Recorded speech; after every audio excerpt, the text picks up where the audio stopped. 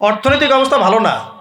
আস্তে আস্তে বিশ্বের মধ্যে ভয়াবহ অর্থনৈতিক সংকট দেখা দিবে এবং এই সংকটটা ফেস করবে মূলত এই মধ্যবিত্ত শ্রেণী আর নিম্ন মধ্যবিত্ত শ্রেণী।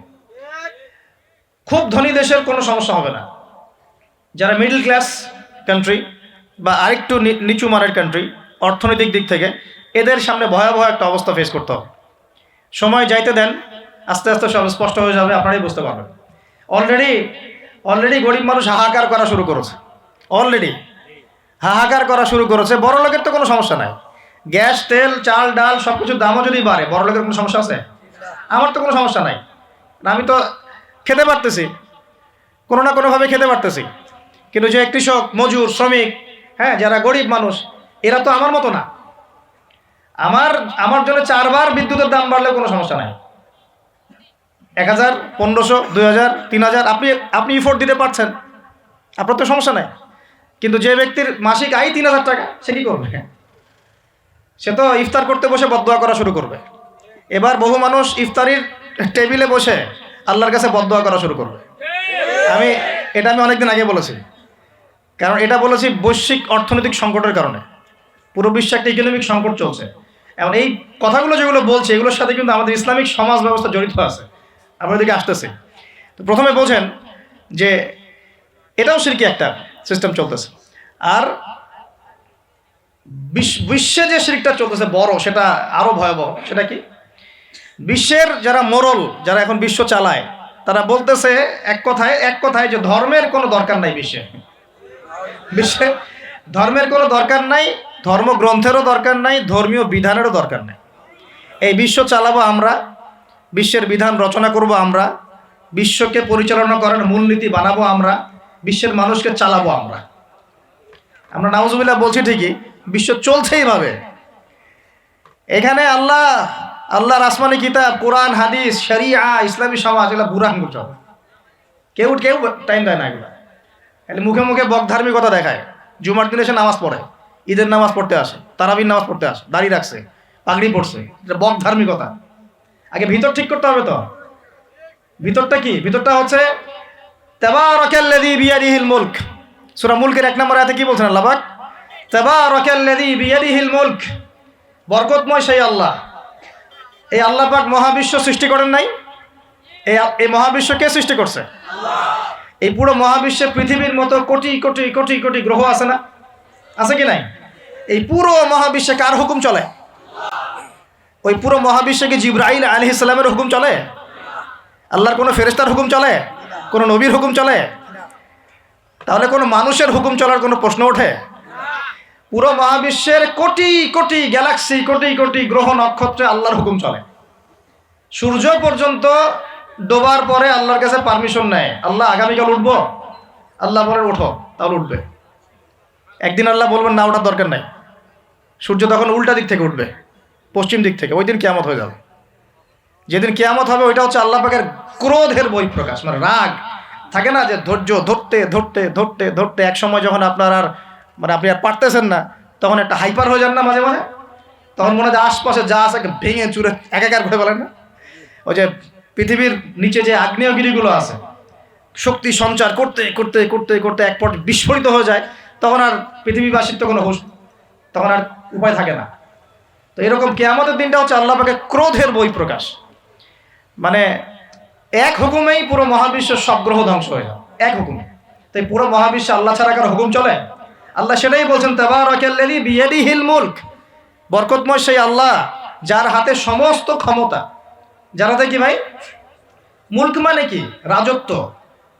এখনকার তোমরা যারা পলিটিক্যাল সায়েন্স পড়াও, তোমাদের বা আপনাদেরকে বলছি, রাজত্ব মানে কি? রাজত্বের ইংরেজি প্রতিশব্দ কি? সভরেন্টি। মানে বলেন, সভরেন্টি মানে কি? সার্বভৌমত্ব। মানে কি? সার্বভৌমত্ব। আল্লাহ পাক বলছেন মহাবিশ্বের সার্বভৌমত্ব আমার হাতে। সুবহানাল্লাহ। কার হাতে? মহাবিশ্বের সার্বভৌমত্ব কার হাতে? সভরেন্টি কার হাতে? দুনিয়াতে এই সভরেন্টি, সার্বভৌমত্ব মানুষের হাতে। বুঝেন নাই মনে হয়? এই দুনিয়াতে সভরেন্টি, মুলক, সার্বভৌমত্ব এখন আল্লাহর হাতে নাই, মানুষের হাতে। মানুষ যা মনে করে তাই চালায়। এখন আল্লাহ পাকের বিধান, আল্লাহ রাসূল, এগুলো বাদ। তো এটা হচ্ছে সবচেয়ে বড় শিরক সারা বিশ্বের। এটা সারা বিশ্বের সবচেয়ে বড় পর্যায়ে শিরক। তো শিরকে ডুবে আসি আমরা, এটাকে বোঝেন। আমি তো বলছি না যে এখন এই প্রবলেমসগুলোকে রাতারাতি সলভ করা যাবে, এমনটা তো বলছি না। বলছি পুরো ওয়ার্ল্ডে এরকম শিরকি একটা সিস্টেম প্রতিটা ক্ষেত্রে চলছে, কিভাবে সলভ করবেন সেটা পরের বিষয়, আগে তো বুঝতে হবে কোথায় আছে বিশ্ব এখন। তো আমরা দেখলাম যে বড় বড় সেক্টর যেগুলো একটা বিশ্বের, ধর্ম, সংস্কৃতি, অর্থনীতি, জিওপলিটিক্স এবং পরিবার তো আছেই, পাশাপাশি আমাদের এই একটা ওয়ার্ল্ড অ্যাফেয়ার্স, এই প্রতিটা ক্ষেত্রে আল্লাহ পাকের তাওহীদকে পাশ কাটিয়ে মানুষের মন গড়া বিধান দিয়ে চলানো হচ্ছে কিনা, হচ্ছে কিনা বুঝতে পারছেন না মনে কথা। সুদ কি মানুষের বিধান না আল্লাহর বিধান? বলেন, আরো খোলামেলা বলি, সুদ কি মানুষের বিধান না আল্লাহর বিধান? মদ মদ কি মানুষের বিধান না আল্লাহর বিধান? মদ খাওয়া যাবে? মদ খাওয়া যাবে? বেপরদায় চলা যাবে, এটা কি মানুষের বিধান না আল্লাহর বিধান? পুরো বিশ্বের যত বৈশ্বিক অ্যাফেয়ার্স আছে এটা মানুষ নিয়ন্ত্রণ করবে, আল্লাহর বিধানের দরকার নাই। এটা কি আল্লাহর বিধান না মানুষের কথা? তো সারা বিশ্বে এই কুফুরি চলতেছে না, চলছে কি না? এখন এই বিশ্বটা বোঝেন, তারপরে আপনি একটা বোঝেন। এখন আল্লাহ পাক বলছেন, এখন আমি মুহাম্মদ সাল্লাল্লাহু আলাইহি ওয়াসাল্লামের কাছে এমন কিতাব দিয়েছি যে কিতাবে এই সব সমস্যার সমাধান আছে। সুবহানাল্লাহ। সমস্যাগুলো তো বুঝতে পারলেন। আল্লাহ পাক বলছেন, হে মুহাম্মদ বলেন সাল্লাল্লাহু আলাইহি ওয়াসাল্লাম, আমি তোমার কাছে এমন একটা কিতাব দিয়েছি যে কিতাবের মধ্যে প্রতিটা বিষয়কে আমি ব্যাখ্যা করেছি, সমাধান দিয়েছি। এটা হেদায়েত, এটা রহমত, এটা বুশরা, সুসংবাদ কাদের জন্য? যারা আমার সামনে আত্মসমর্পণ করবে। যারা করবে না ওদের জন্য সুসংবাদ নাই। আর এই কিতাবের ব্যাখ্যা আছে। এই কিতাব একাই আপনাকে পথ দেখাবে না, হাদিসের প্রয়োজন আছে।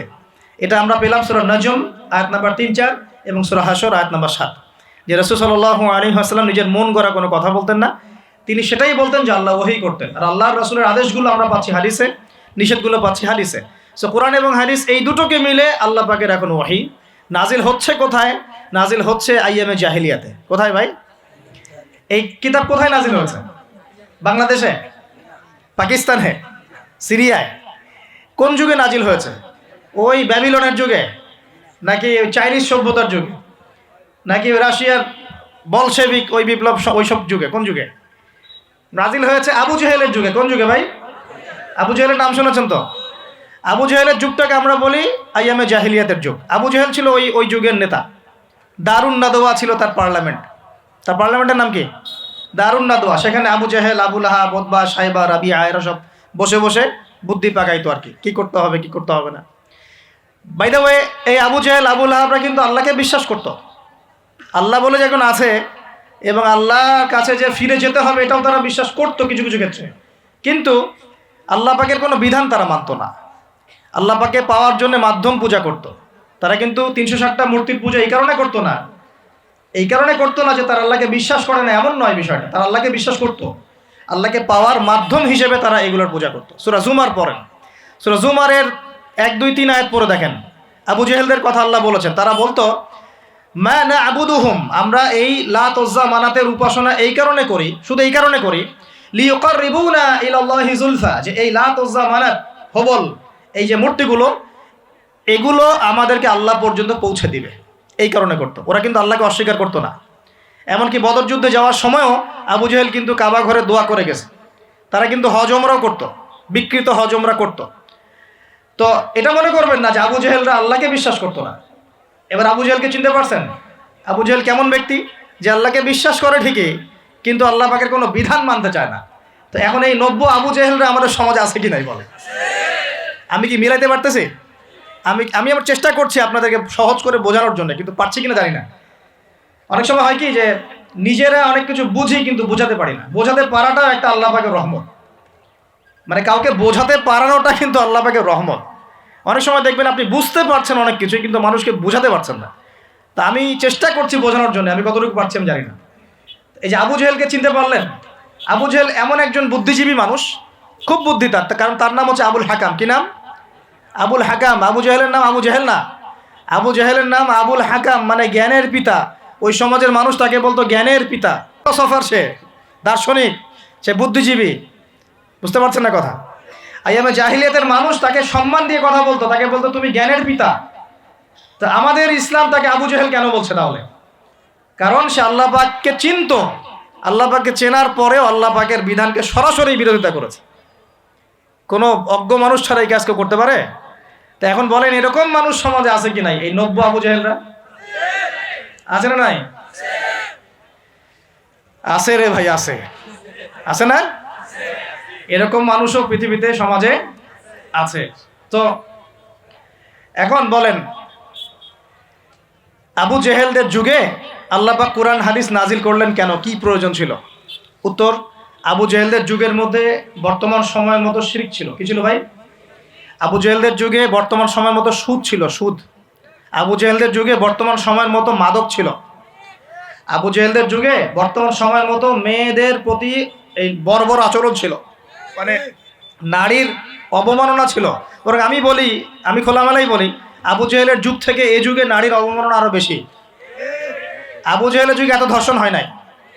আবু জেহেলের যুগে মেয়েরা এরকম ছেলেদের পোশাক পরে ঘোরে নাই। আবু জেহেলের যুগে ঘরে ঘরে পরকিয়া ছিল না। আবু জেহেলের যুগে যে ফ্ল্যাটে ফ্ল্যাটে জেনার, ক্যাসিনো আর বার আর মেয়েদের ড্যান্স, পর্নোগ্রাফি, এগুলো ছিল না। এগুলো কোনোটাই আবু জেহেলের যুগে ছিল না। ওই যুগটাকে তো খুব আমরা গালিগালাজ করতে পছন্দ করি, হ্যাঁ, একদম জাহিলি যুগ, আইয়ামে জাহিলিয়াত, তাই না? মেয়েদেরকে একদম জীবন্ত কবর দেওয়া হতো, এই কথা বলি না? তো এখন আবার কোথায় মেয়েকে সম্মান দেওয়া হচ্ছে? এত সেদিন বললাম না, এখন তো মেয়েকে হলে ডেকে নিয়ে পায়জামা খুলে ফেলে দেওয়া হচ্ছে না? কোন কোন ক্ষেত্রে কলেজ ছাত্রীদেরকে মনোরঞ্জনের পাত্র বানানো হয়েছে। দেখলেন না কয়দিন আগে কি ঘটনা ঘটলো ঢাকায়? তো এখন আবার মেয়েদের কোথায় সম্মান দেওয়া হচ্ছে?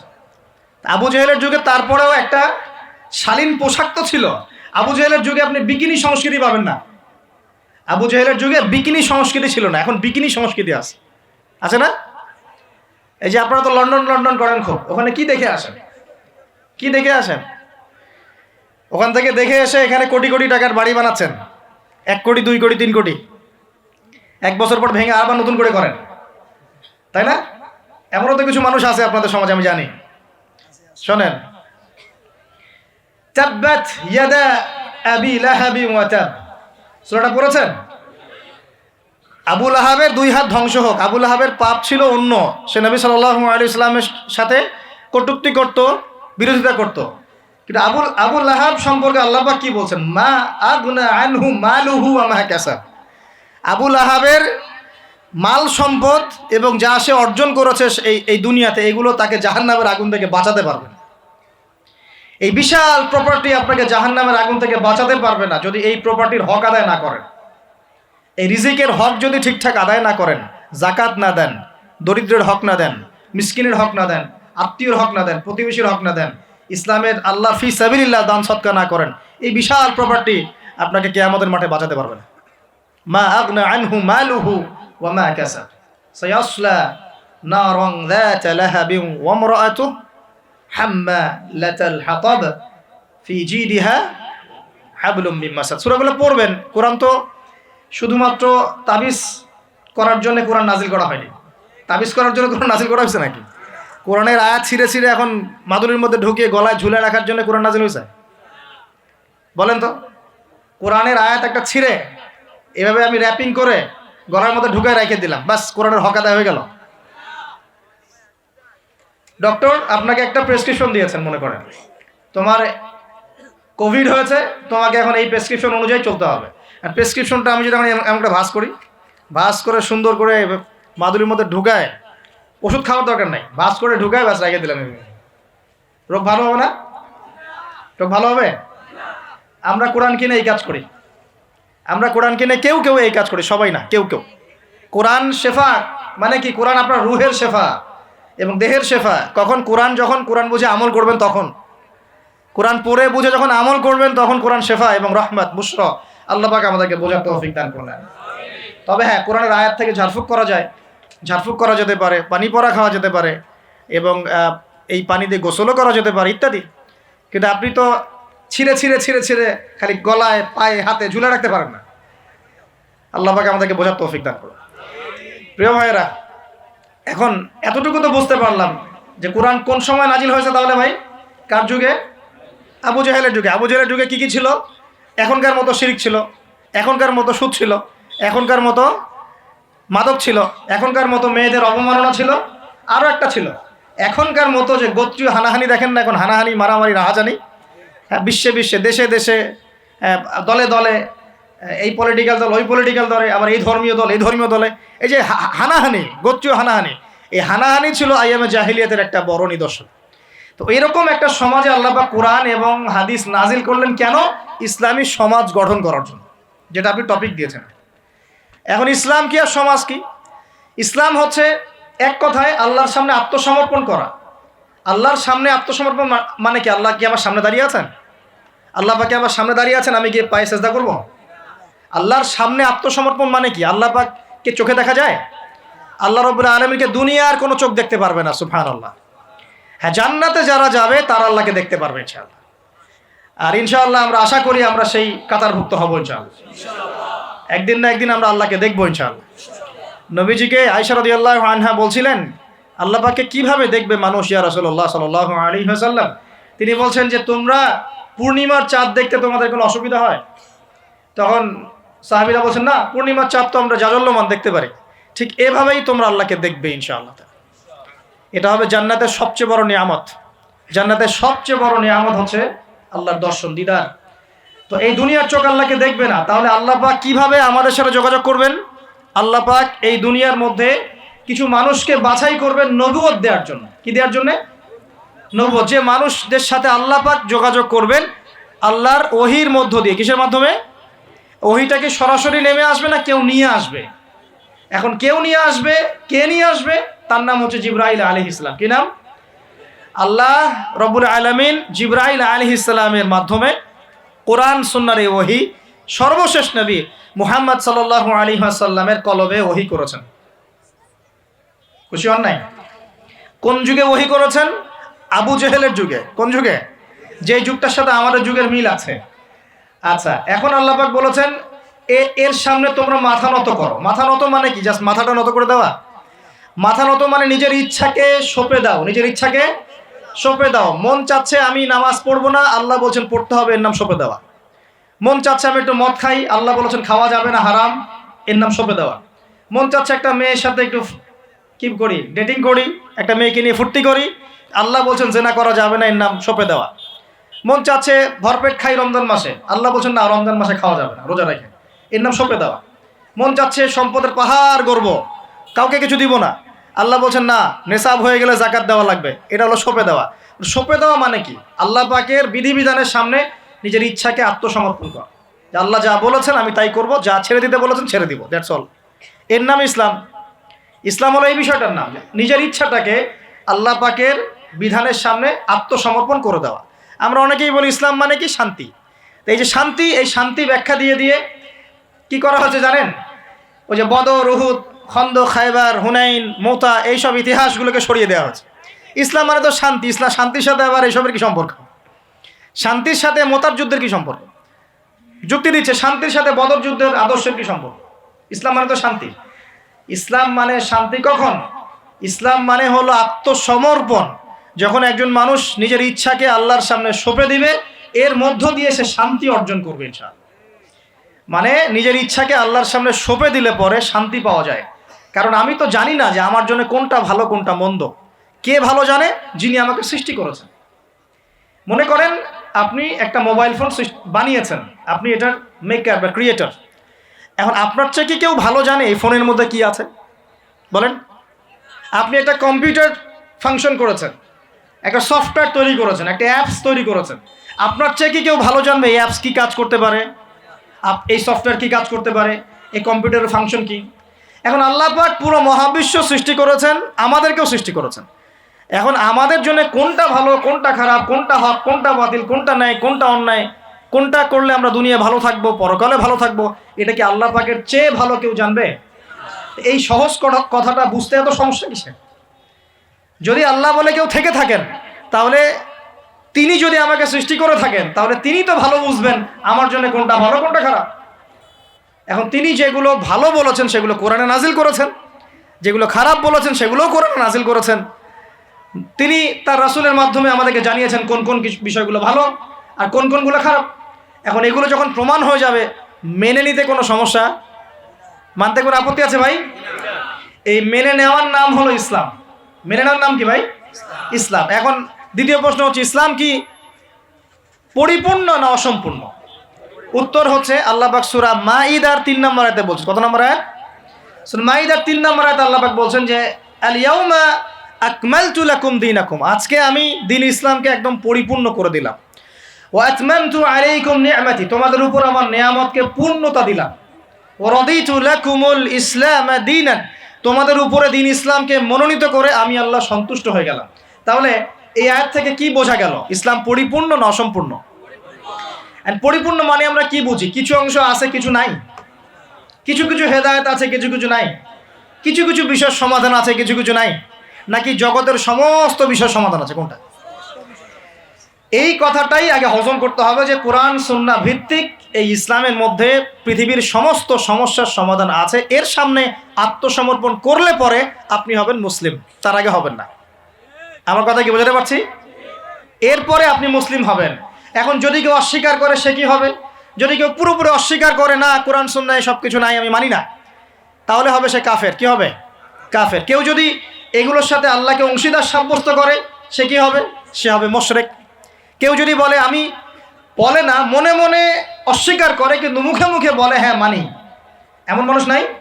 মুখে মুখে বলে হ্যাঁ মানি মানি মানি সবই মানি, আর মনে মনে অস্বীকার করে, ইসলামের বিরুদ্ধে কাজ করে ভিতরে ভিতরে। এই মানুষগুলোকে কি বলা হয়? মুনাফিক। আরেক শ্রেণী আছে যারা স্বীকার করে নেয় যে হ্যাঁ এগুলোই ঠিক, কিন্তু চলতে পথে, আল্লাহর পথে চলতে গিয়ে কবিরা গুনায় লিপ্ত হয়, তখন এদেরকে আমরা বলি ফাসেক বা জালেম। আমার কথা কি বুঝতে পারছেন? 5টা শ্রেণীর মানুষ আপনাকে দেখাই দিলাম ইসলাম কেন্দ্রিক। কেউ শিরিক করে হচ্ছে মুশরিক, কেউ অস্বীকার করে হচ্ছে কাফের, কেউ মুখে স্বীকার করছে মনে স্বীকার করছে না, হচ্ছে মুনাফিক, কেউ স্বীকার করে পথ চলতে গিয়ে কবিরা গুনাহ করছে, কবিরা গুনাহ, তখন সে জালেম হচ্ছে বা ফাসেক হচ্ছে। আর কেউ পরিপূর্ণরূপে আত্মসমর্পণ করে আমলে প্রমাণ করে সে মুমিন মুসলিম হচ্ছে। আল্লাহ পাক আমাদেরকে এই মুমিন মুসলিম হওয়ার তৌফিক দান করুন। এখন এই হলো ইসলাম। ইসলামী সমাজ কি? ইসলামী, ডিস্টার্ব করেন না প্লিজ। ইসলামিক সমাজ কি জিনিস? ইসলাম কি শুধু ব্যক্তি জীবনে পালন করারই ধর্ম বা জীবন? আচ্ছা, ধর্ম না জীবন ব্যবস্থা, এটাও তো জানতে হবে নাকি? ধর্ম আর জীবন ব্যবস্থার মধ্যে পার্থক্য কি? আল্লাহ পাক ইসলামকে কি বলেছেন? দিন আল ইসলাম। দিন কি বলেছেন? দিন। দিন শব্দটা কি? আল্লাহ পাক বলছেন ইন্না দীনা ইনদাল্লাহিল ইসলাম। সূরা আলী ইমরান আয়াত নাম্বার 19। সূরা আলী ইমরান আয়াত নাম্বার 19 আল্লাহ পাক বলছেন ইন্না দীনা ইনদাল্লাহিল ইসলাম। আল্লাহর কাছে ইসলাম কি? একমাত্র দিন। আরবি শব্দটা বলেন দিন। কবরে প্রশ্ন কি করা হবে? মা দিনুকা, মা দিনুকা। প্রথমে মান রব্বুক, তারপরে মা দিনুকা। তাহলে ধর্ম বা ইসলাম এটাকে কি শব্দে ব্যবহার করা হচ্ছে কোরআনে? দিন। এই দিন শব্দের মানে কি আমি আপনাকে শর্ট করে বুঝাই দিচ্ছি। কোরআনে দিন শব্দ আসছে 2 রকম। কয় রকম?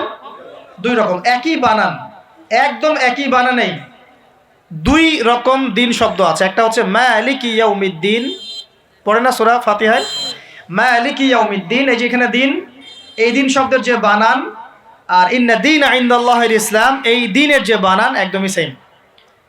আবার আমপারা অন্য সূরা আছে ওয়া মা আদরাকা মা ইয়াউমুদ্দিন সুম্মা মা আদরাকা মা ইয়াউমুদ্দিন, এই যে দিন শব্দ এগুলোর বানান কিন্তু সেম। পার্থক্য কোথায়? এই দিনের 2টো অর্থ হয়। কয়টা অর্থ হয়? একটা অর্থ হচ্ছে মালিকি ইয়াউমিদ্দিন বলতে আল্লাহ পাক বোঝান কিয়ামত দিবস। কিয়ামত দিবস মানে যেদিন আমাদের বিচার করা হবে, এই দিবসটাকে বোঝাতে আল্লাহ পাক দিন শব্দ ইউজ করেছেন। আবার এই রিলিজিয়ন ইসলামকে বোঝাতেও দিন শব্দ ইউজ করেছেন। এখানে দিন শব্দ হলো জীবন ব্যবস্থা। জীবন কি ভাই? ব্যবস্থা। এখন জীবন ব্যবস্থা মানে কি?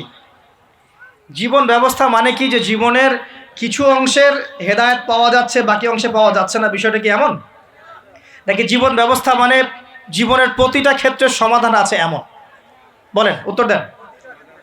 আল্লাহ পাক বলছেন ওয়ামা ইয়াবতাগি গায়রাল ইসলামি দীনান ফালা ইউকবালা মিন, কেউ যদি ইসলাম ছাড়া অন্য কোনো জীবন ব্যবস্থা তালাশ করে তার কাছ থেকে কিছুই কবুল করা হবে না। আল্লাহ আবার বলছেন যে আল ইয়াউমা আকমালতু লাকুম দীনাকুম, এই দিনটাকে আমি কামিল করেছি, পরিপূর্ণ করেছি। আল্লাহ পাক নিজেই বলছেন এই দিন আমার কাছে গ্রহণযোগ্য। আল্লাহ নিজেই বলছেন এই দিনটাকে আমি কামেল করেছি, পরিপূর্ণ করেছি। আল্লাহ নিজেই বলছেন এই দিন বাদ দিয়ে অন্য দিন কবুল হবে না। তাহলে এই দিন কি অসম্পূর্ণ থাকতে পারে? নিঃসন্দেহে এটা পরিপূর্ণ। অ্যান্ড পরিপূর্ণ মানে কি? ওই যে প্রথমে একটা আয়াত তেলাওয়াত করেছিলাম, সূরা নাহল আয়াত নাম্বার 89। আল্লাহ বলেছেন তিবিয়ানান লিকুল্লি শাই, কোরআন সুন্নাহয় আমি সব ব্যাখ্যা করেছি। আরও একটা দলিল দিয়ে দিই, সূরা কাহফ আয়াত নাম্বার 54। কত নম্বর আয়াত ভাই? এগুলো বাসায় গিয়ে চেক করে দেখেন, বাসায় গিয়ে একটু পড়াশোনা করেন, না হলে শুধু শুনবেন এক কান দিয়ে বেরো যাওয়ার আর কান দিয়ে। আর রেফারেন্স চেক করে যদি দেখেন সব ঠিক আছে, তখন মেনে নেওয়ার চেষ্টা করেন। আমি আগে বলছি না যে মানার দরকার আছে, আমি এখন বলছি মানার দরকার নাই। বাসায় গিয়ে আগে চেক করবেন, যদি দেখেন হ্যাঁ সব কথা ঠিক আছে, তারপরে মানার চেষ্টা করেন। আল্লাহ পাক তৌফিক দান করুন। এখন আসেন, আল্লাহ সূরা কাহফের 54 নম্বর আয়াতে বলছেন যে ওয়ালাকাদ সাররাফনা ফি হাযাল কুরআন লিন-নাসি মিন কুল্লি মাসাল, আমি এই কোরআনে মানব জাতির জন্য প্রতিটা বিষয়কে ব্যাখ্যা করেছি। এবার আরও স্পষ্ট হয়ে গেল, ইসলাম, কোরআন এবং সুন্নায় এমন কোনো বিষয় নাই যা নাই। এই হলো পরিপূর্ণ জীবন ব্যবস্থা। জীবন ব্যবস্থার কয়টা দিক থাকে? সহজ করে বলছি 6টা দিক। কয়টা দিক? জীবন ব্যবস্থা মানে আপনার ধর্মীয় জীবন আছে। ধর্মীয় জীবন কি একটু বোঝেন এখানে? ধর্মীয় জীবন মানে এখানে আপনি নামাজ, রোজা, হজ, যাকাত, তাসবিহ, তাহলিল, জিকির, আজগার এই কাজগুলো করেন, এগুলো আপনার ধর্মীয় কাজ, ঠিক আছে?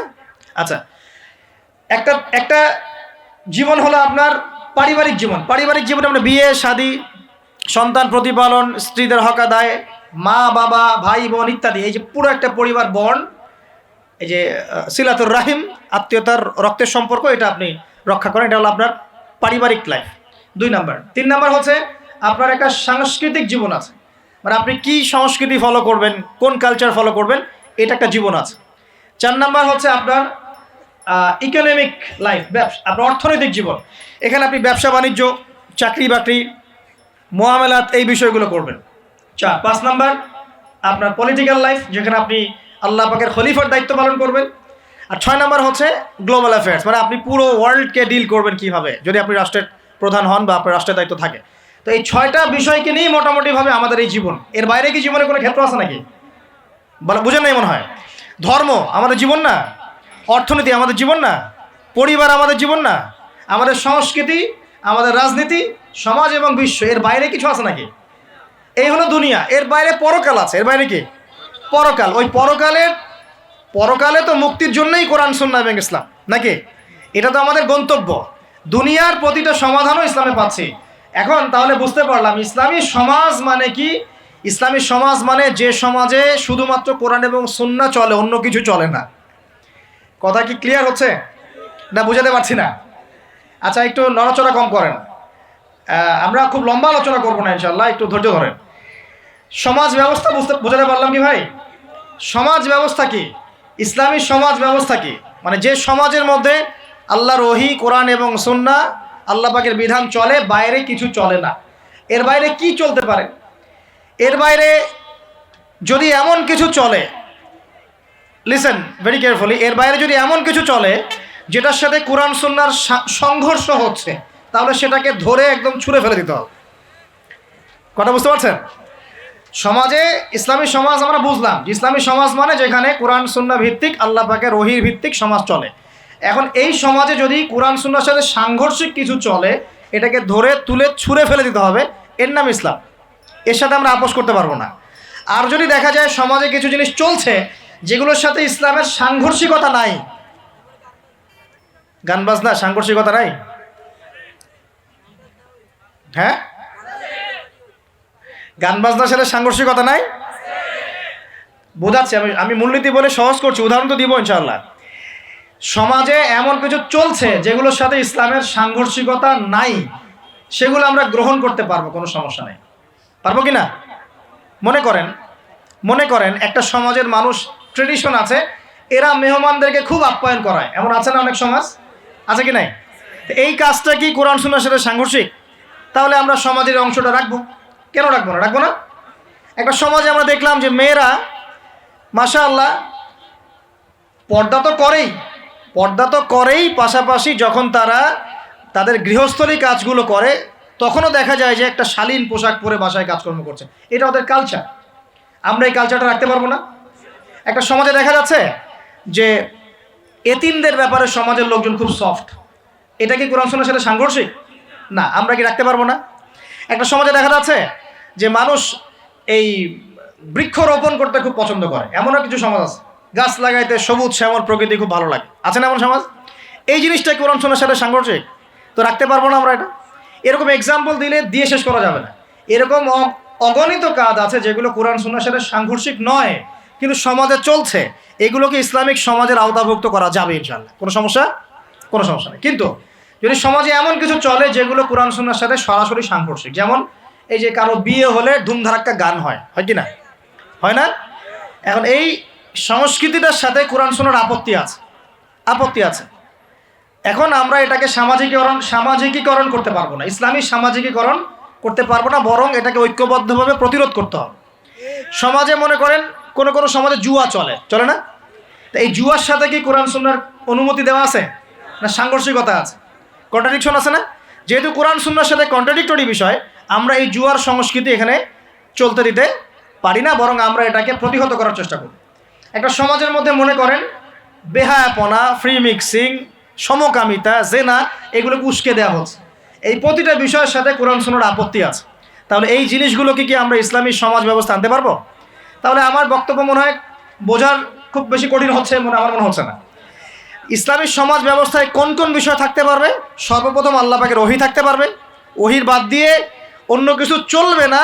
কি চলবে? যেগুলোর সাথে ওহীর কোনো সাংঘর্ষিকতা নাই। ওহীর কোনো সাংঘর্ষিকতা নাই এমন বিষয় চলতে পারে। চায়ের জন্য বিখ্যাত আপনারা না? এটা আছে না? আচ্ছা, এখন এটা কি কোরআন সুন্নাহর সাথে সাংঘর্ষিক? এটা একটা সংস্কৃতি। আপনাদের বাসায় গেলে আপনারা চা খাওয়ান এবং এটার সাথে আপনার সংস্কৃতি আছে। আগর আতরের আপনাদের বিজনেস আছে। এই জিনিসটা কি কোরআন সুন্নাহর সাথে সাংঘর্ষিক? বাংলাদেশের অন্য কোনো সমাজে কি আগর আতর এরকমভাবে আছে? আপনাদের সমাজে আছে। তো এটা কিন্তু কোরআন সুন্নাহর সাথে সাংঘর্ষিক নয়। তাহলে আমি এটাকে অবশ্যই ইসলামাইজড করতে পারবো। চায়ের ব্যাপারটা আমি ইসলামাইজড করতে পারবো। কিন্তু যদি একটা সমাজে দেখেন, ঢাকার মতো শহরে গিয়ে দেখলেন মেয়েরা ছেলের পোশাক পরে ঘুরে বেড়াচ্ছে, তো এখন এই জিনিসটাকে কি আপনি ইসলামের আওতায় আনতে পারবেন না। এই হলো ইসলামী সমাজ, মানে যেখানে আল্লাহর ওহী চলে, অন্য কিছু চলে না। হ্যাঁ, কি চলতে পারে? ওহীর সাথে সাংঘর্ষিক বিষয় নাই এমন বিষয় চলতে পারে, কোনো সমস্যা নেই। সেটা রাজনীতিতেও চলতে পারে, সেটা সমাজেও চলতে পারে, সেটা অর্থনীতিতেও চলতে পারে, সেটা আমাদের সংস্কৃতিতেও চলতে পারে, সেটা আমার পরিবার ধর্মেও চলবে ইনশাআল্লাহ। মানে প্রতিটা ক্ষেত্রেই চলতে পারবে যদি কোরআন সুন্নাহর সাথে সাংঘর্ষিক না হয়। আল্লাহ পাক আমাদেরকে বোঝার তৌফিক দান। এখানে কিন্তু প্রযুক্তি অন্তর্ভুক্ত হতে পারে।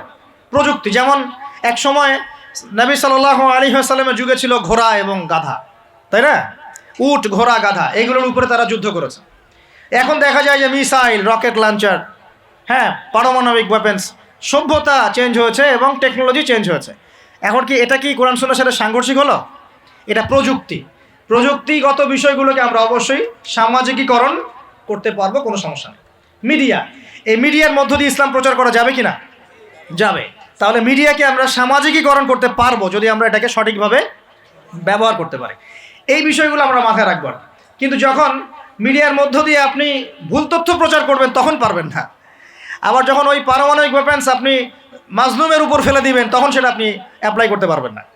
তো বস্তুবাদী বিষয়গুলো আমরা নিব, কোনগুলো? যেগুলো আমরা ইসলামিকভাবে ইউজ করতে পারি, অনইসলামিক ইউজিং না হয়, অন্যের হক নষ্ট না হয়, বা আল্লাহর দ্বীনের কোনো ক্ষতি না হয় ইনশাআল্লাহ তাআলা, সেক্ষেত্রে আমরা এগুলোকে গ্রহণ করতে পারবো। ইসলামী সমাজ আমরা বুঝলাম, ইসলাম কি এক কথায় বুঝলাম, এবং ইসলাম কোন যুগে নাজিল হয়েছে এটাও বুঝলাম। ওই যুগের সাথে আমাদের বর্তমান সময়ের যে মিল আছে এটাও বুঝলাম। এখন ওই যুগটা চেঞ্জ করেছিলেন কারা? উত্তর, নবী সাল্লাল্লাহু আলাইহি ওয়াসাল্লাম নিজে, এবং তার সাথে ছিলেন সাহাবীরা, এবং সাহাবীদের মধ্যে বেশিরভাগ সাহাবী ছিলেন যুবক। সুবহানাল্লাহ। ওমর যুবক ছিলেন না বুড়া ছিলেন? হামজা যুবক ছিলেন না বৃদ্ধ ছিলেন? হুজাইফা যুবক না বৃদ্ধ ছিলেন? উসমান রাদিয়াল্লাহু আনহু তখন যুবক ছিলেন না বৃদ্ধ ছিলেন? জাফর ইবনে আবি তালেব, আলী ইবনে আবি তালেব, বেলাল ইবনে রাবাহ, আব্দুর রহমান বিন আউফ, যায়েদ ইবনে হারেসা, আব্দুল্লাহ বিন মাসউদ, নাম জানা না জানা অসংখ্য সাহাবী, বেশিরভাগ যুবক ছিলেন না বৃদ্ধ ছিলেন?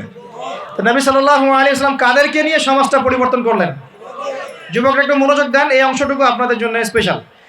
এখান থেকে ফিনিশিংয়ের দিকে যাবো ইনশাআল্লাহ। তো নবী সাল্লাল্লাহু আলাইহি ওয়াসাল্লাম কাদেরকে নিয়ে ওই আবু জেহেলের সমাজ পরিবর্তন করলেন? বলেন। এবং কি হাতে নিয়ে করলেন? আল্লাহর ওহী, মানে কোরআন এবং হাদিস। এটাকে শুধু মুখে মুখে আমল করে বলেছেন না, নিজে আমল করে দেখিয়েছেন? নিজে বিশ্বাস করেছেন, স্বীকৃতি দিয়েছেন, আমল করেও দেখিয়েছেন, মানুষকে দাওয়াতও দিয়েছেন। এখন একা একা করেছেন না সবাইকে নিয়ে করেছেন? তার মানে ইউনিটি লাগবে। কি লাগবে ভাই? একা একা পারা যাবে না। এই যে আমি একা একা লেকচার দিয়ে যাচ্ছি, আসলে আমি দিন কায়েম করতে পারবো না। এখানে আমি আপনাকে দিনের কিছু নসিহত করতে পারবো, কিছু দাওয়াত দিতে পারবো, কিন্তু আমি কিন্তু এখানে দিন কায়েম করতে পারবো না। একা একা দিন কায়েম করা যায়, একা একাও যায় না, এক শ্রেণীর মানুষকে নিয়েও যায় না। মুসলিমদের মধ্যে মনে করেন যে মুসলিমদের মধ্যে একটা এলাকার মুসলিম আছে, মনে করেন 1 লাখ, কথার কথা বলছি, 1 লাখের মধ্যে 1000 মানুষ সব কিছু বোঝে, বাকিরা এতটা বোঝে না। ওদেরকে বোঝাতে হবে। ওদের কি করতে হবে? বোঝাতে হবে। ওই আমরা যদি মনে করি আমি 1000 আমি সব করতে পারবো, ভুল করবেন। তখন কি হবে? জাহেলিয়াতের সংখ্যা গরিষ্ঠতার স্রোতে আমি হারিয়ে যাব। কথা বুঝতে পারছেন? নবী সাল্লাল্লাহু আলাইহি সাল্লাম কিভাবে করেছেন? তার আগে আমি একটু প্রশ্ন করি, কত বছর লেগেছে তার সমাজ পরিবর্তন করতে?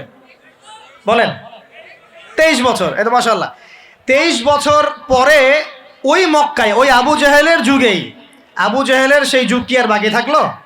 23 বছর পর কি শিরক ছিল ওই যুগের মধ্যে? আর মক্কায় কোনো সুদ ছিল? মক্কায় কোনো মাদক, কোনো জেনা, ব্যভিচার, মেয়েদের শ্লীলতাহানি, ধর্ষণ, জেনা, হ্যাঁ, গুম খুন, তারপরে আপনার এই যে গোচ্চ হানাহানি, মারামারি, কোনোটা কি আর বাকি ছিল? মানে 23 বছরের সমাজ টোটাল নিট অ্যান্ড ক্লিয়ার, সাফ। কত বছর? 23 বছর। কীভাবে করলেন? প্রথমত তিনি ওহির জ্ঞানের চর্চা করেছেন, নিজে আমল করেছেন, সাহাবীদেরকে শিখিয়েছেন, এবং সাহাবীরা সবাই মিলে দাওয়াতি কাজ করে একটা জনসমষ্টি তৈরি করেছেন কি না? প্রথমে কি নবী সাল্লাল্লাহু আলাইহি ওয়াসাল্লাম প্রকাশ্যে দাওয়াত দেওয়া শুরু করেছেন? না। প্রথম 3 বছর, কত বছর? তিনটা বছর নবী সাল্লাল্লাহু আলাইহি ওয়াসাল্লাম গোপনে মানুষকে দাওয়াত দিয়েছেন। কিভাবে ভাই? গোপনে, man to man, door to door. আমরা তো এখন খুব অধৈর্য জাতি। কি জাতি ভাই? অধৈর্য। 1 বছর ধরে যদি একটা কথা বলি, পরের বছর ওয়াজ করতে আসলে বলে হুজুর এই ওয়াজ তো গত বছর একবার শুনছি, দরকার অন্য নতুন ওয়াজ করেন। এমন করে না মানুষ? নবী সাল্লাল্লাহু আলাইহি ওয়াসাল্লাম 3 বছর গোপনেই দাওয়াত দিয়েছেন। তিনটা বছর। কাদেরকে দাওয়াত দিয়েছেন? উত্তর, প্রথমত তার নিজের মানুষদেরকে, নিজের স্ত্রী, নিজের যায়েদ ইবনে হারেসা পালক পুত্র ছিলেন, নিজের চাচাতো ভাই জাফর ইবনে আবি তালেব, আলী ইবনে আবি তালেব, নিজের খুব কাছের মানুষ আবু বকর সিদ্দিক রাদিয়াল্লাহু আনহুর হাত ধরে, পরে ওসমান বিন আফফান, আব্দুর রহমান বিন আউফ, তালহা বিন উবাইদুল্লাহ, জুবাইর বিন আওয়াম, আস্তে আস্তে ছড়িয়ে পড়ছে। তার মানে দাওয়াতি কাজ শুরু করতে হবে কোথা থেকে? আগে বলেন। আগে নিজে, তারপরে কে?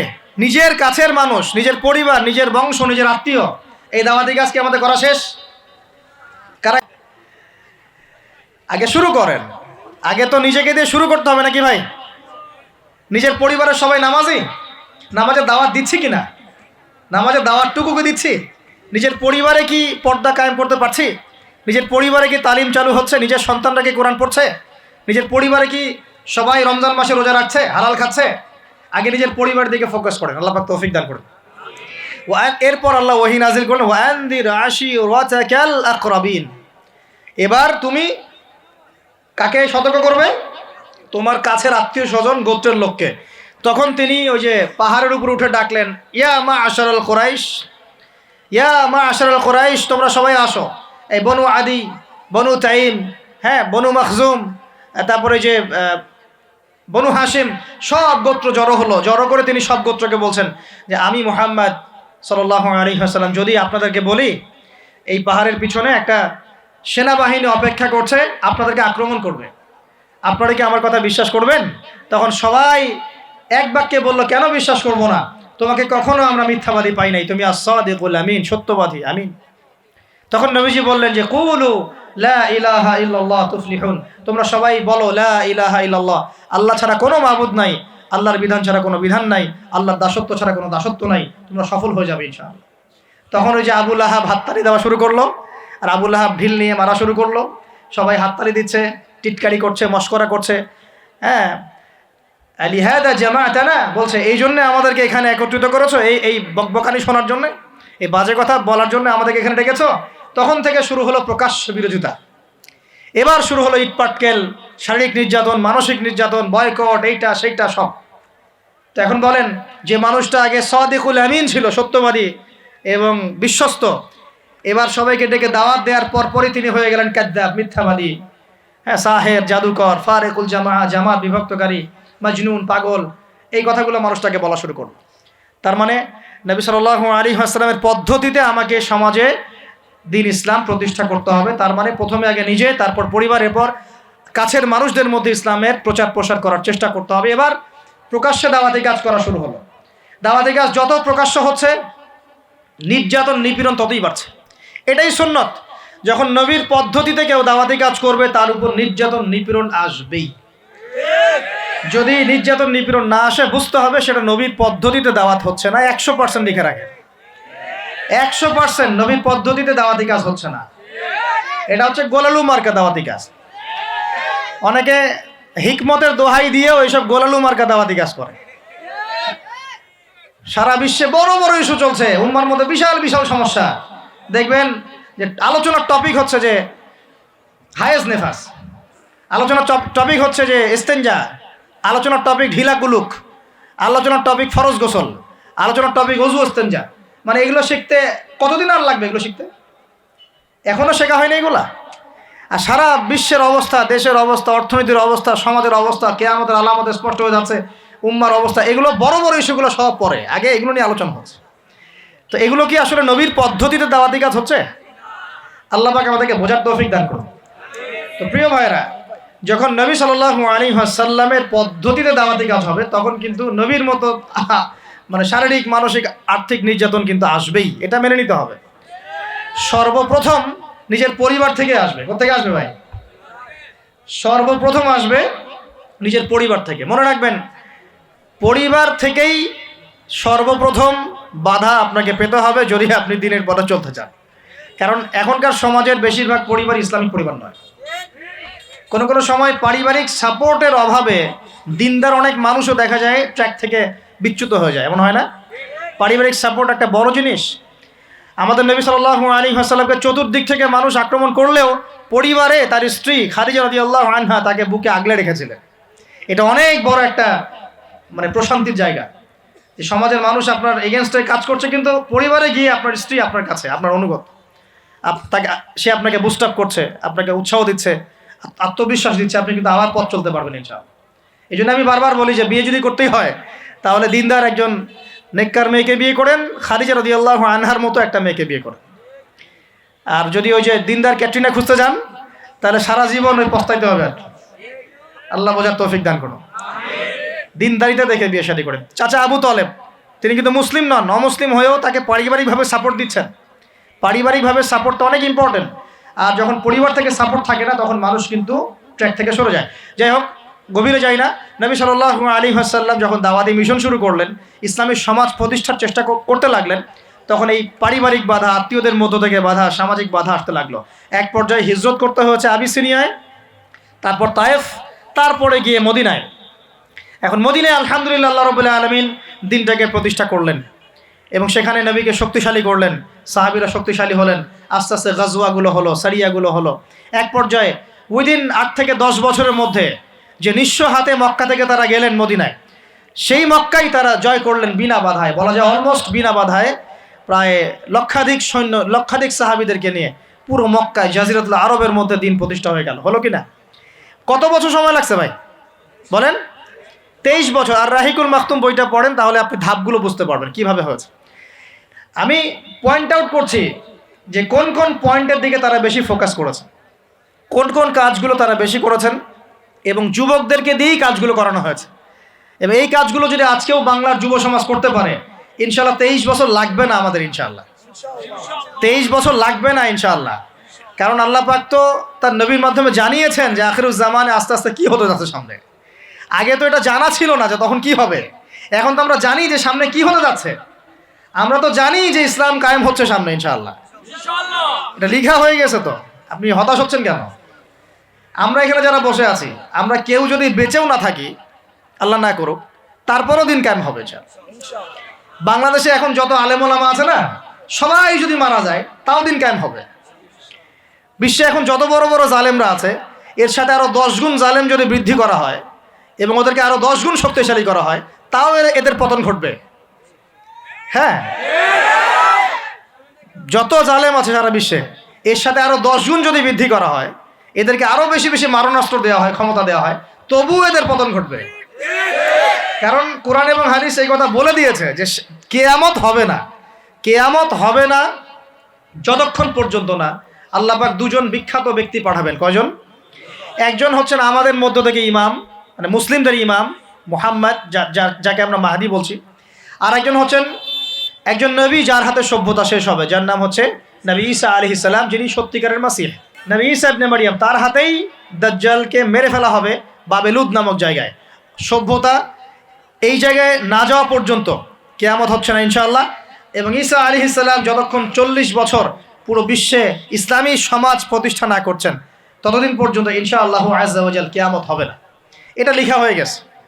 শুধু তাই না, ঈসা আলাইহিস সালামের যুগটা শেষ হওয়ার পরে আবার এমন একটা যুগ আসবে, যে যুগটা হবে পৃথিবীতে সবচেয়ে নোংরা জঘন্য যুগ।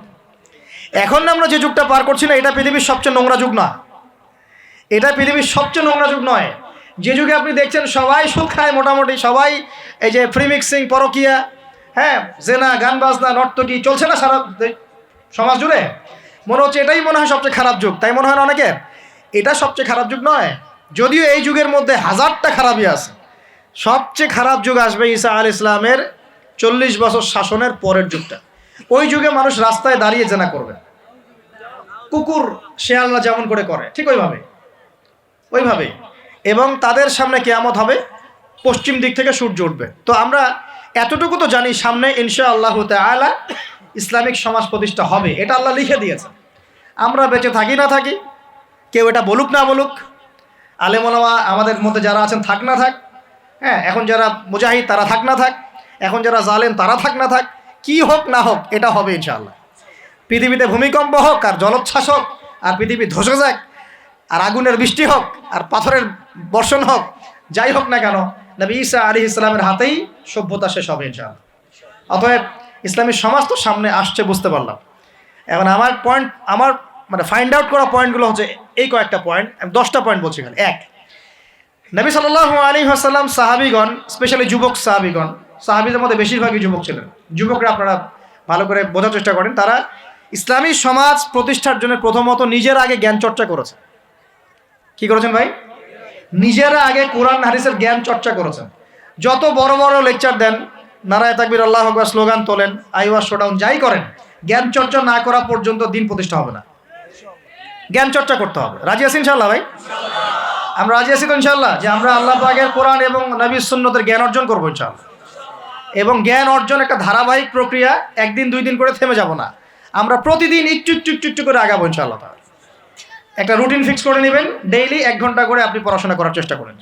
আমি অনেক লেকচারে কিছু সিলেবাস বলেছি, আপনাকে কোরআন পড়তে হবে, আরবি ভাষা শিখতে হবে, হাদিসের কিতাবগুলো পড়বেন, ইতিহাস, ইসলামের ইতিহাস পড়বেন, ইসলামিক অর্থনীতির বইগুলো পড়বেন, বড় বড় রিনাউন্ড ওলামায়ে কেরামদের বইগুলো পড়বেন, সিরাত পড়বেন, আকীদার বই পড়বেন, ফিকহের কিছু বই পড়বেন। মানে আপনার একটা ক্লাসিক্যাল পড়াশোনার ধারা থাকতে হবে। এবং এই পড়াশোনা একা একা করা যাবে না। কিছু বই আপনি একা হয়তো পড়তে পারবেন, কিন্তু অনেক কিতাব আছে যেগুলো আপনি একা পড়তে পারবেন না, আপনার বিজ্ঞ ওলামায়ে কেরামের সোহবত দরকার আছে। এটার দায়িত্ব আপনি খুঁজে বের করবেন কার সোহবতে আপনি যেতে চান। আল্লাহ পাক আপনাকে তৌফিক দান করুন। প্রথম কথা জ্ঞান অর্জন। 2 নম্বর, দিন প্রতিষ্ঠা ইসলামী সমাজ ব্যবস্থার জন্য সাহাবীগণ নিজেরা আমল করিয়ে দেখেছেন, শুধু জ্ঞান অর্জনই করেন নাই, যে জ্ঞান অর্জন করেছিলেন সেটা আমল করে দেখিয়েছেন। যেমন উমর রাদিয়াল্লাহু আনহু বলতেন যে সূরা বাকারা হিফজ করতে আমার সময় লেগেছে 12 বছর। কত বছর? 12 বছর লেগেছে সূরা বাকারাটাকে আয়ত্ত করতে। কারণ সাহাবীরা যতক্ষণ পর্যন্ত 10টা আয়াত লেসন নিয়েছেন, 10টা আয়াতের উপর আমল না করা পর্যন্ত নতুন করে দার্স নিতেন না। বুঝতে পারছেন না মনে হয়? মনে করেন আপনি সূরা মাউন শিখেছেন, মাউন, আরাআইতাল্লাযী ইউকাযযিবু বিদ্দিন, এই সূরা আপনি শিখেছেন। সাহাবীদের সুন্নাত ছিল কি, এই সূরাটার উপর তারা আমল না করা পর্যন্ত নতুন লেসন নিতেন না, এভাবে তারা আমল করতেন। আমরা কি এমন করে আমল করি? আমরা যত পারি আগে তথ্য ইনস্টল করতে থাকি। আমাদের জ্ঞান চর্চাটা হচ্ছে তথ্য ইনস্টল করার মতো। তথ্য ইনস্টল করাকে জ্ঞান চর্চা বলে না, এটাকে আমরা ওয়েল ট্রেন্ড বলতে পারি, ওয়েল এডুকেটেড বলতে পারি না। সার্কাসের সিংহ বাঘ দেখেছেন না? লাঠি চাবুকের ভয়ে অনেক কাজ করে না, অনেক কুকুর দেখা যায় না যে ট্রেনিং প্রাপ্ত, যা কমেন্ট করে সে ফলো করে না, এটা ওয়েল ট্রেইনড বলা যায় এটাকে, এ কিন্তু ওয়েল এডুকেটেড না। আমাদের ক্রিটিক্যাল থিঙ্কার্স দরকার, মানে কোরআন সুন্নাহ পড়বে, আমল করবে এবং এটাকে নিয়ে গবেষণা করার চেষ্টা করবে। মানে আমাদের কোরআন সুন্নাহকে নিয়ে গবেষণার একটা প্রজন্ম দরকার, গবেষক প্রজন্ম, ক্রিটিক্যাল থিঙ্কার্স। আল্লাহ পাক আমাদেরকে এই তৌফিক লাভে ধন্য করুন বলে আমি। তো 2 নম্বর ইনিশিয়েটিভটা হচ্ছে অবশ্যই জ্ঞান অনুযায়ী আমল করতে হবে যদি ইসলামী সমাজ চাই আমরা। আল্লাহ পাক আমাদের সবাইকে তৌফিক দান করুন, সবার আগে আমাকে তৌফিক দান করুন বলি আমি। জ্ঞান অনুযায়ী আমল করার জন্য একটা সুন্নত ফলো করলেই হবে, একজন ব্যক্তিকে জাস্ট ফলো করতে হবে। জীবনের প্রতিটা কাজ নবী সাল্লাল্লাহু আলাইহি ওয়াসাল্লামের সুন্নাহ মাফিক করলেই আপনি জানা অনুযায়ী আমল করে ফেলবেন ইনশাআল্লাহ। পারা যাবে ইনশাআল্লাহ। আজকে ঘুমানো থেকে শুরু করে দেন, জীবনের প্রতিটা কাজকে ঢেলে সাজান। কাপড় পরা, ঘুমানো, ঘুম থেকে ওঠা, হ্যাঁ, এমনকি বিছানা ঝাড়া, ইস্তেঞ্জা করা, আপনার ব্যবসা বাণিজ্য, শিক্ষা, এভরি সিঙ্গেল সেক্টর ঢেলে সাজানোর চেষ্টা করেন যে নবীর মতো হচ্ছে কিনা। যদি হয় আলহামদুলিল্লাহ, যদি না হয় তাহলে এখানে আপনার কিছু কাজ করার বাকি আছে। আল্লাহ পাক আমাদের সবাইকে নবী সাল্লাল্লাহু আলাইহি ওয়াসাল্লামের সুন্নাহ মাফিক জীবন গড়ার তৌফিক দান করুন। 3 নম্বর পয়েন্টটা হচ্ছে নবী সাল্লাল্লাহু আলাইহি ওয়াসাল্লাম সাহাবীগণ আদর্শ পরিবার গড়েছিলেন। কি করেছেন ভাই? কারণ পরিবার হচ্ছে একটা সমাজের গঠন একক। আপনি সমাজ নিয়ে কথা বলছেন, তাহলে আগে পরিবার ঠিক করতে হবে বা ঠিক করার চেষ্টা করতে হবে। আমি এটা জানি যে একটা পরিবারের সব সদস্য হয়তো নামাজি নাও হতে পারে। নূহ আলাইহিস সালামের স্ত্রী যখন ঈমান নিয়ে আসে নাই, লূত আলাইহিস সালামের স্ত্রী যখন ঈমান নিয়ে আসে নাই, আদম আলাইহিস সালামের সন্তান কাবিল যখন জাহান্নামে যাচ্ছে, আবার ফেরাউনের ঘর থেকে যেমন আসিয়া জান্নাতে যাচ্ছে, তার মানে পরিবারের সবাই যে একরকম হবে নট নেসেসারি। কিন্তু মানে পরিবারের কর্তা, আপনি পরিবারের guardian, as a guardian of family, আপনাকে আপনার রেসপন্সিবিলিটি তো পালন করতে হবে নাকি? পরিবারের আপনার দায়িত্ব নাই? পর্দা প্রতিষ্ঠা করার দায়িত্ব কার? আপনার স্ত্রী পর্দা করে না, এই দায়িত্ব কার? এই জিম্মাদারি কার? আপনার সন্তান যে নামাজ পড়ে না, এই রেসপন্সিবিলিটি কার? পরিবারে যে হারাম ঢুকতেছে রিজিকে, এই দায়িত্ব কার? আল্লাহ পাক আমি মনে হয় বুঝাতে পেরেছি। অতএব পারিবারিকভাবে আল্লাহ পাক আমাদের সবাইকে যেন ইসলামটা ধরে রাখার তৌফিক দান করেন বলি আমিন। 4 নম্বর হচ্ছে নবী সাল্লাল্লাহু আলাইহি ওয়াসাল্লাম সাহাবীগণ দ্বীনের দাওয়াতি কাজ সবাই আমভাবে করেছে। এমন নয় যে নির্দিষ্ট কিছু সাহাবী দাওয়াতি কাজ করতেন, বাকিরা দাওয়াতি কাজ করতেন না, বিষয়টা কিন্তু এমন ছিল না। সবাই মিলেই দ্বীনের দাওয়াতি কাজ করতেন, যে কাজটা আমরা এখন করি না। কতজন ভাই আছেন যারা ডেইলি কমপক্ষে আধা ঘন্টা করে হলো দাওয়াতি কাজ করেন? হাত তুলেন দেখি। আচ্ছা নামান। দেখেন, সবাই মিলে যতক্ষণ পর্যন্ত দাওয়াতি কাজ করব না, সৎ কাজে আদেশ, অসৎ কাজে নিষেধ, ততক্ষণ পর্যন্ত সমাজ ব্যবস্থা কায়েম হবে না। সবাইকে দাওয়াতি কাজ করতে হবে। একজন আলেম আসবেন, একজন বক্তা আসবেন, ওয়াজ করে যাবেন, দাওয়াত দিয়ে যাবেন, ব্যাস এখানেই ফুল স্টপ, ডোর ক্লোজড, তাহলে হবে না। এভাবে সমাজ প্রতিষ্ঠা হবে না। এভাবে তো বললাম দাওয়াত দেওয়া হতে পারে, একদিনের ওরস হতে পারে, একদিনের ওয়াজ হতে পারে, একদিনের একটা সম্মেলন হতে পারে, কিন্তু প্রতিষ্ঠা অন্য জিনিস। প্রতিষ্ঠা মানে কি? মানে আমি যে আসলাম, বললাম ভাই 5 ওয়াক্ত নামাজ পড়েন, নামাজের দাওয়াত দিয়ে গেলাম। আর প্রতিষ্ঠা মানে কি? যদি এখানকার অথরিটি আমার কাছে থাকতো আর আপনি নামাজ পড়ছেন না, আমি আপনার দোকান সিলগালা করে ফেলতাম। কথা বুঝতে পারেন নাই? আজান আছে, মার্কেটে দোকান খোলা, দোকান সিলগালা হয়ে যাবে, জরিমানা হবে, ভ্রাম্যমাণ কোর্ট, একদম কোর্ট সাথে সাথে বসে আর ফাইন করে দেয়। এটা প্রতিষ্ঠা। নামাজ পড়বো না মানে? মুসলমান নামাজ পড়বো না কেন? তুমি কি অমুসলিম নাকি নামাজ পড়বো না? এর নাম প্রতিষ্ঠা। এটাকে আপনি করতে পারবেন? আপনি এখন দাওয়াত দিতে পারবেন, ভাই নামাজে আসেন, নামাজ পড়লে এত নাকি হয়, না পড়লেই হয়। তো এই দাওয়াত তো চলছে মাশাআল্লাহ। প্রতিষ্ঠা কখন হবে? যখন সবাই মিলে সমাজটা পরিবর্তন করবে, তখন গিয়ে প্রতিষ্ঠা হবে ইনশাআল্লাহ। সমাজে যারা নেতৃত্ব দেয়, এরা কি আসমান থেকে টপকে পড়ে, না সমাজের ভিতর থেকে বের হয়? তো সমাজ যদি পরিবর্তন হয়, নেতৃত্ব এখান থেকেই বের হবে ইনশাআল্লাহ। আর যখন আল্লাহওয়ালা মানুষরা উপরে যাবে, তখন দেখবেন তারা এইসব অথরিটি ইম্পোজ করবে ইনশাআল্লাহ। ওই যে বলেছিলেন 1 মাস, খালি একটা মাস উমরের শাসন যদি চলে, দেখবেন সব একদম ঠান্ডা হয়ে গেছে ইনশাআল্লাহ। সব ঠান্ডা, একদম ঠান্ডা। এটা ভেরি মাচ পসিবল। 1 মাস সময়, 1 মাস, উইদিন 1 মান্থ। উমর রাদিয়াল্লাহু আনহু যদি এখন বেঁচে থাকতেন, মনে করেন কথার কথা বলছি, উমর রাদিয়াল্লাহু আনহু এখন বেঁচে আছেন, তিনি আসলেন পাকিস্তানে, আসলেন মনে করেন, সিরিয়াতে আসলেন, কথার কথা বলছি আর কি। এমন তাকে মনে করেন দায়িত্ব দিল জনগণ যে আমিরুল মুমিনিন, আপনি সমাজটা ঠিক করেন। তার কয়দিন লাগবে? কয়দিন লাগবে জানেন? হ্যাঁ, আমার ধারণা 3 দিন। কয়দিন হয়? 3 দিন। অথবা তিনি বলবেন যে আমার দ্বারা সম্ভব না, আমি গেলাম। কারণ এখানে একটা কারণ আছে, কারণটা শোনেন। আমি কথাটা কেন বলেছি, আলী রাদিয়াল্লাহু আনহুর যুগে কিছু যুদ্ধ হচ্ছিল না, সিফিনের যুদ্ধ, এই যুদ্ধগুলো। তো জনগণ, খারেজিদের সাথে যুদ্ধ হচ্ছে, জনগণের মধ্যে কয়েকজন এসে বলছে, আলী রাদিয়াল্লাহু আনহু ইয়া আমিরুল মুমিনিন, আমরা উমর রাদিয়াল্লাহু আনহু, আবু বকর সিদ্দিক, ওসমান, তাদের যুগটা পার করে আসলাম, তো ওই যুগে তো এত ফিতনা ছিল না, তা আপনার যুগে এত মারামারি হানাহানি কেন, ঘটনা কি? একটু বোঝেন আমার কথাটা, একটু মনোযোগ দেন, খুব ইম্পর্টেন্ট কথা। তো আলী রাদিয়াল্লাহু আনহুকে বলছেন, আপনার যুগে এত হানাহানি মারামারি কাটাকাটি কেন? উমরের যুগে তো এমন ছিল না, আবু বকরের যুগে তো এমন ছিল না, ওসমানের যুগে তো এমন ছিল না। তো আলী ইবনে আবি তালেব, মানে বিচক্ষণ মানুষদের মধ্যে অন্যতম একজন বিচক্ষণ মানুষ, তিনি বলছেন, উত্তর দিচ্ছেন, দেখেন কি বিচক্ষণতার উত্তর। তিনি বলছেন, শোনো, আবু বকর উমরের যুগে আবু বকর উমর ছিল শাসক, আর আমরা ছিলাম জনগণ। আবু বকর উমরের যুগে আবু বকর ওমর ওসমান ছিল শাসক, আর আমি আলী আর আমার মতো মানুষটা ছিল জনগণ। আর আমার যুগে আমি হচ্ছি শাসক, আর তোমরা হচ্ছে আমার জনগণ। কথা বুঝলেন নাই? মানে কিছু বুঝতে পারেন নাই?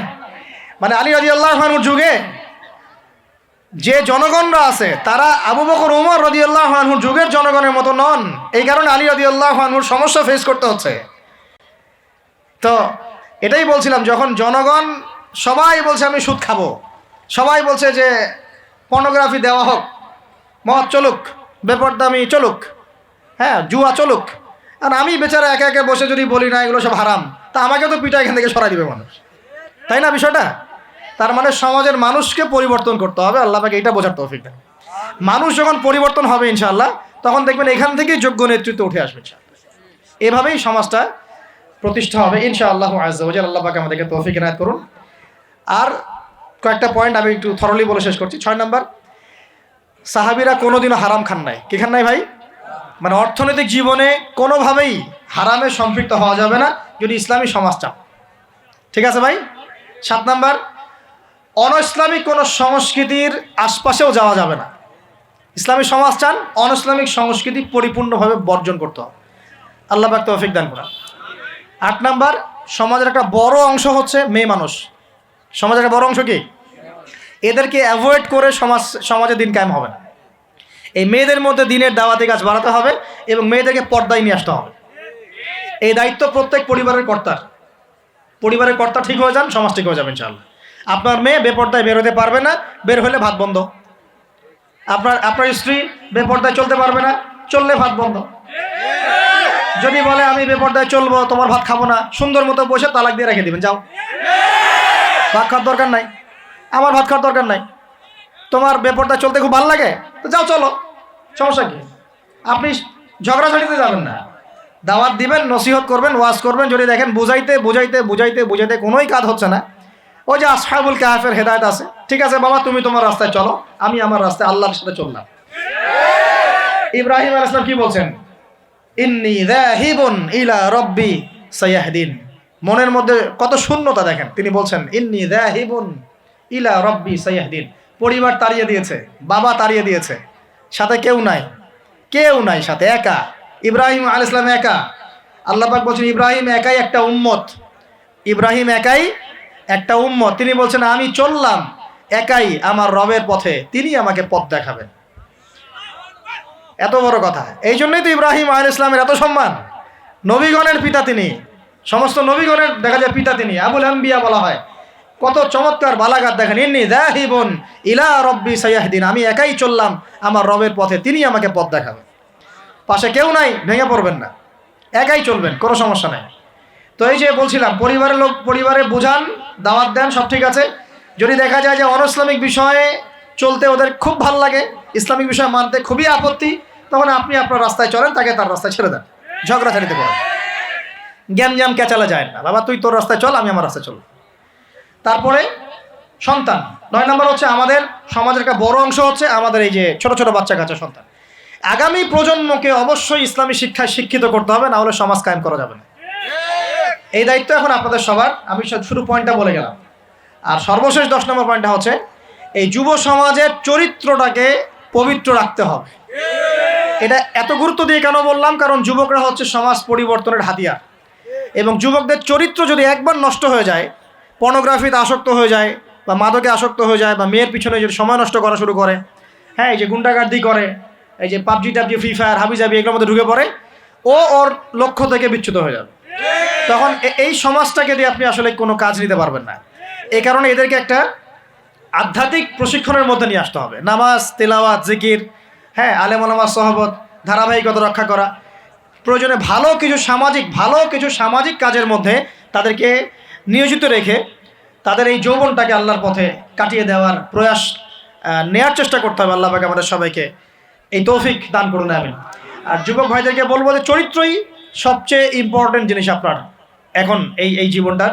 চরিত্র যদি নষ্ট হয়ে যায়, আপনি কোনো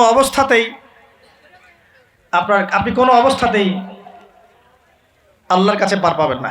প্রিয় ভাইয়েরা, চরিত্র হেফাজত করেন। আর কয়েকটা বিষয় আপনাদের, মাদক আল্লাহর রাস্তায় খায়েন না, মাদকের ধার কাছে যাবেন না। সিগারেটটাকে অনেকে মাদক মনে করেন না, আমি বলছি এটাও একটা মাদক। সিগারেটের কাছে যাবেন না। মেয়ে নিয়ে সময় নষ্ট করবেন না। কি কারণে আমি বলছি? এই কারণে যে এই পৃথিবীতে এখন যে পৃথিবীটা এখন চলছে, এই পৃথিবীতে বিশ্বাস বলতে আসলে কিছু নাই। মানে বিশ্বাস খুবই প্রেসিয়াস, এটাকে সস্তা করে দিয়েন না। মানে যখনই আপনি কাউকে অন্ধভাবে বিশ্বাস করা শুরু করবেন, তখন আপনি কষ্ট পাবেন। তো হালালভাবে চরিত্র হেফাজত করে রাখেন, আল্লাহ পাক আপনাকে ইনশাআল্লাহ নেককার স্ত্রী দিবেন ইনশাআল্লাহ। এই পথগুলো সব শয়তানের পথ, আপনাকে শয়তানের দিকে নিয়ে যাওয়ার চেষ্টা করা হচ্ছে, যাতে আপনি আপনার জীবনের গন্তব্যটা ভুলে যান। আপনাকে আল্লাহ দুনিয়া পাঠিয়েছেন তার ইবাদত করার জন্যে, আল্লাহর জমিনে আল্লাহর দিন প্রতিষ্ঠা করার জন্য। আল্লাহ পাক আমাদের সবাইকে আল্লাহ পাকের জমিনে আল্লাহর দিন প্রতিষ্ঠার যে গ্রহণযোগ্য কর্মপন্থা, এগুলো বাস্তবায়ন করার তৌফিক দান করুন, বলি আমিন। আমরা দোয়া করি আল্লাহ পাক আমরা সবাইকে জ্ঞান অর্জন করার তৌফিক দান করুন, নবীর সুন্নত অনুসরণ করার তৌফিক দান করুন, এবং সিচুয়েশন বোঝার তৌফিক দান করুন, পরিস্থিতি সম্পর্কে সচেতন থাকার তৌফিক দান করুন, হালাল খাওয়ার তৌফিক দেন, মা বোনদেরকে পর্দা রাখার তৌফিক দেন, ইলম অনুযায়ী আমল করার তৌফিক দেন। আল্লাহ পাক আমাদের যুবক ভাইদেরকে হেদায়েত দান করেন, আমাদের পরবর্তী প্রজন্মকে আল্লাহ দিনের জন্য কবুল করেন, আমিন।